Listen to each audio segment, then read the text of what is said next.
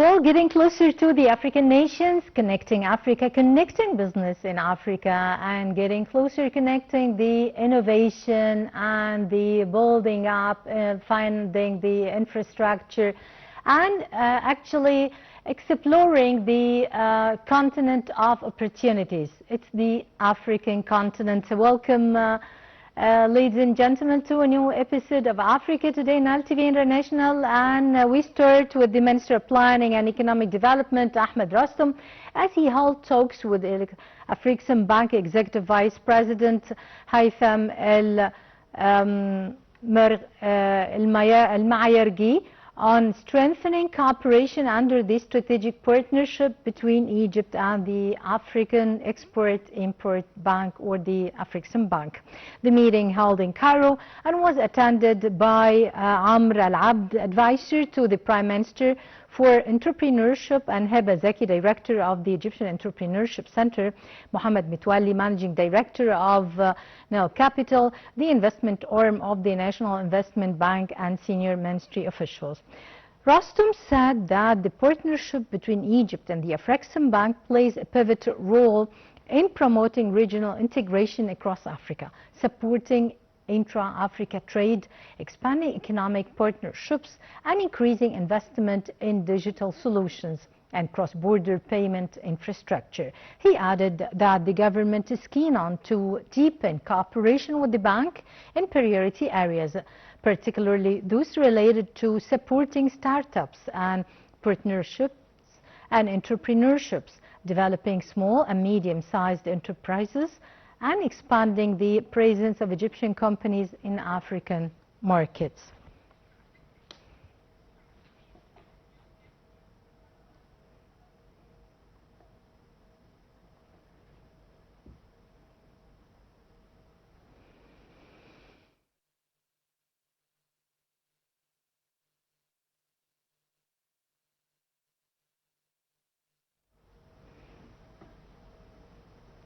Well, ladies and gentlemen, we are moving now to Uganda, as there are some many important events in Uganda, and moving on over there, as the AI role in developing educational methods in Uganda and supporting actually the major news and the platform of the AI in Uganda.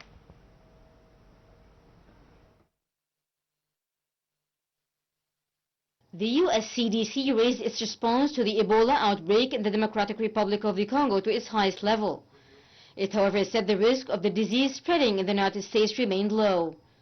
The move, reserved for the most severe health crises, signals growing concern over the rare strain's rapid spread. The outbreak of the Bundibugyo strain of Ebola has infected over 1,200 people in Congo, including 321 deaths and 20 cases in neighboring Uganda, reaching the highest first-month total of any episode of the disease. The Centers for Disease Control and Prevention raised its emergency activation to level 1, its most severe designation, which is reserved for critical emergencies and assigns the largest number of staff possible to work the response. Previous level 1 responses include Hurricane Katrina in 2005, the 2009 to 2010 swine flu outbreak, the 2014-2016 Ebola outbreak in West Africa, and the 2016-2017 Zika virus outbreak. The CDC has deployed 19 staff members overseas so far to assist its country teams with the response on the ground. They are assisting over 125 people already on the ground as part of the CDC's Congo and Uganda country offices and the health ministries in both countries with data analysis, exit screening at airports, laboratory support and training. The CDC is also providing financial resources to partners on the ground. The agency said last week it would make available $107 million in emergency funding to strengthen its response efforts. The U.S. is sending doses of an experimental Ebola treatment to Africa and preparing to deploy 2,500 diagnostic tests to help contain the outbreak.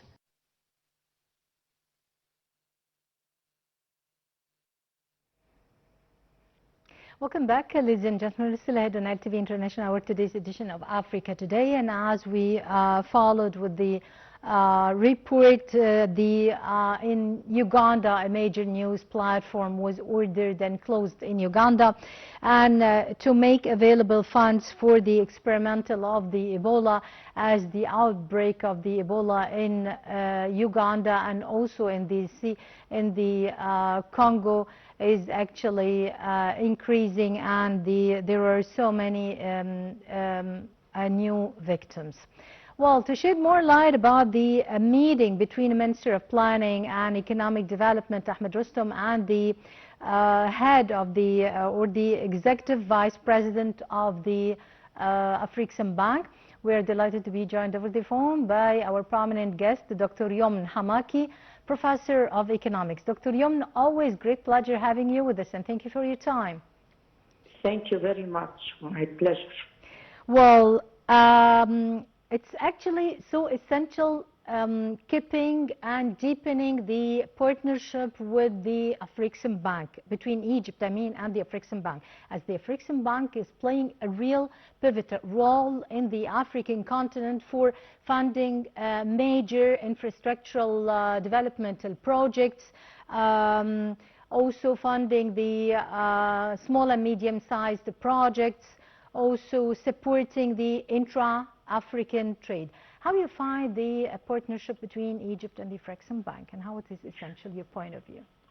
Indeed, this is a very important agreement and discussions regarding how to enhance the capabilities of our small business towards integrating the value chains of production, which will have a great impact not only on the rate of unemployment in the African continent. We all know that we have the highest rate of unemployment in the African continent, as well as very high unemployment for women.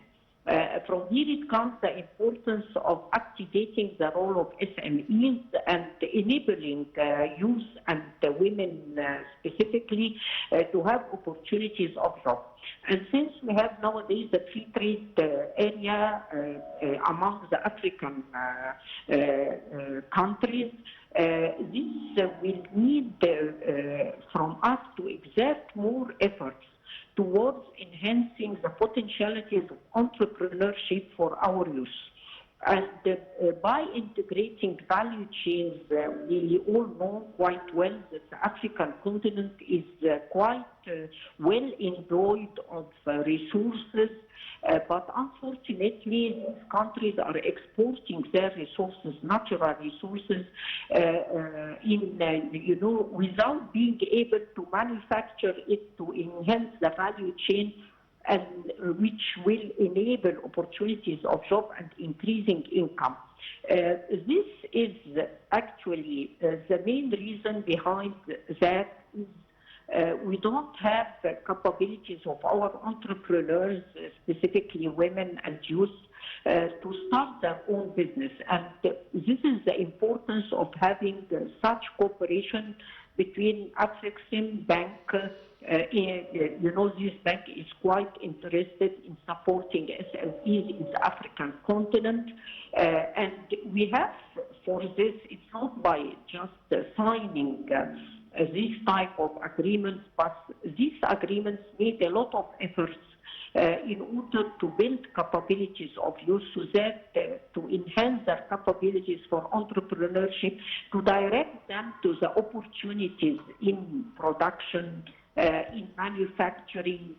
We all know that the dilemma for the continent, the African continent, is a very weak industrialization base. So we need to enhance the capabilities of such base and enhance the potentialities of youth to benefit from industrialization of the continent. So such agreement may help to find opportunities of job, to combat poverty for youth and women, to enhance productive capacity, to enhance GDP growth for the continent. I believe it's a multidimensional benefits for all African countries. Yep. Dr. Youmn, how will the digital solutions discussed in the meeting could help Egypt solidify its position as a leading entrepreneurship hub in the continent? Yes, this is very important. Digital platforms may help youth in African continents to know the potentialities and the comparative advantage, how to integrate the value chain, which means that by referring to the platform in which explaining potentialities of investment in different African countries, youth in all these countries can find opportunities to integrate their efforts so that to have, to complete the value chain of that product. We can have raw materials from one country to have, another manufacturing such raw material into intermediate good, and in a third country we can take the intermediate good and develop it into a final product. So by referring to such platforms, this digital method may help youth to find the comparative advantage of the production in each African countries and how to benefit from such comparative advantage to develop their own business and to be sure that this business is going to be profitable by arriving to the end, the final product and the competitiveness of such final product. This is from one perspective. From another perspective, digitalization may enable these youth to find opportunities in the market, either in the African continent or international markets, because all this, according to our studies as economists, the continent is full of potentialities since it's full of resources with very cheap, prices. So you can develop value added and enhance value added by manufacture such raw materials, and by digitalization you can find first of all opportunities, and then by digitalization you can upgrade skills, because we all know that digitalization may enable youth nowadays to develop their capabilities in sales, in marketing, and so on. Yeah. And then by integrating their efforts in, entrepreneurship and small and medium enterprises, they can gain, the potentialities of manufacturing and selling that product not only in Africa but in the international market.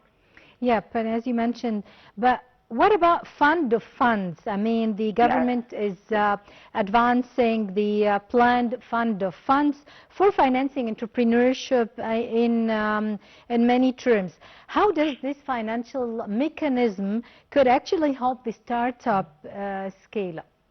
This is a big challenge for small business in the African continent and in Egypt. How to finance your small projects, taking into consideration that we all know that despite the banking sector everywhere in African continents, they have potentialities of, deposit of clients, but still the regulations of lending small business may find challenges because most banks, they are looking for collateral, and these small business, they cannot afford such collateral. And from here comes the importance of having a fund to finance small business and to find regulations, so that we have a lot of experiences of developing countries like Grameen Bank and cooperatives and so on. All these types of finance have been studied by economists in the African continent, so that to develop the suitable type of finance that may fit with the requirements of clients in these countries. Yes, the meeting is supposed also to focus heavily on supporting the Egyptian companies and Egyptian business to get to penetrate the African markets. How about the untapped opportunities in the African market. We're seeing many Egyptian companies are really penetrating the African market, like pharmaceutical companies, real estate companies, infrastructure companies like Mukawilun Arab, etc., Rascom, etc. So what are the other sectors or untapped opportunities, your point of view? Actually, all sectors of the economy are still, unexploited efficiently enough. We have the service sector, tourism and education and health services full of opportunities. Yes. And we have, a lot of experiences towards enhance such capabilities. In manufacturing, you have to refer to the investment map for each African country, even inside, like in Egypt, we have investment map for each governorate in Egypt, specifying types of industries and raw materials necessary and how to form your value chain. A lot of data that are existing, but these data need to be introduced in such platforms, and we need to sensitize our youth towards how to read this data, how to benefit from such data, how to form their starts-up business benefiting from such data, so that to develop their competitive advantage in different manufacturers. We have a lot of industries that are still untapped, or the intermediate goods are still imported for much of these African countries. So a lot of work actually needs to be done so that we can enhance the potentialities and opportunities of our youth towards having their own business. Yep. Dr.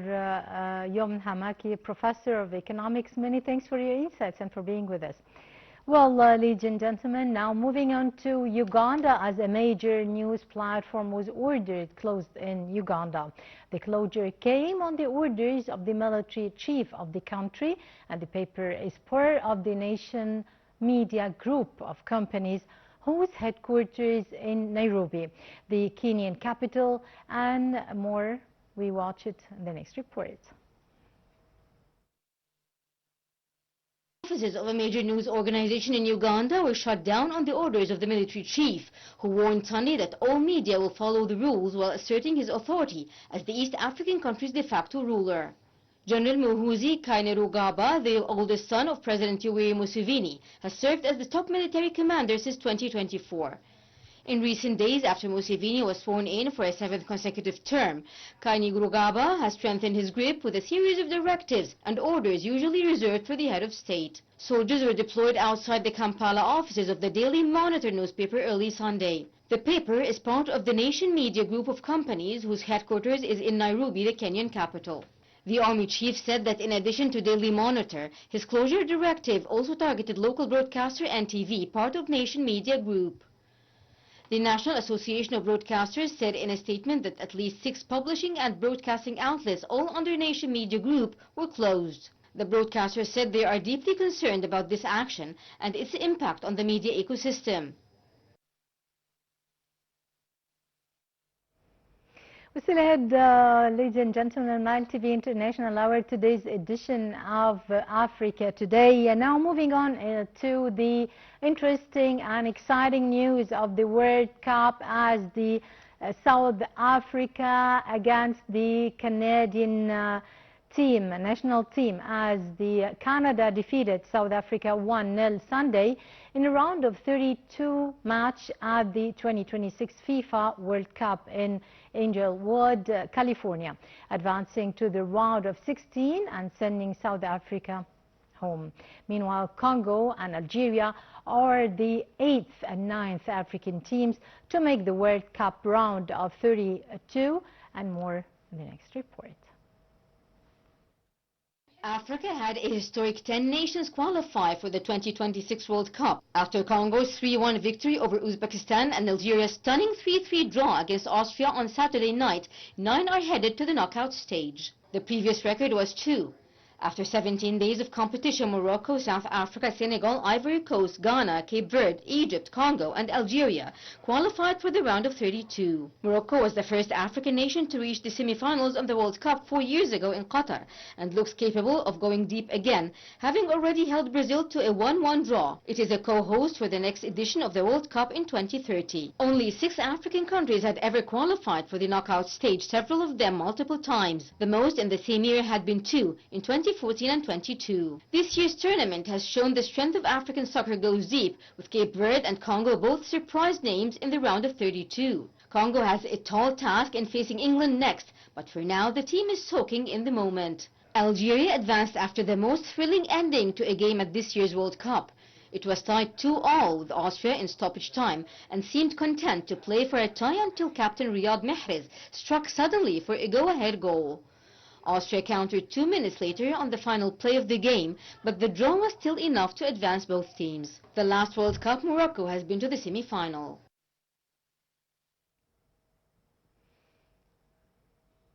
Well, all the best of luck to the rest of all the African and the Arab teams participating in the World Cup this year, and also for our national team.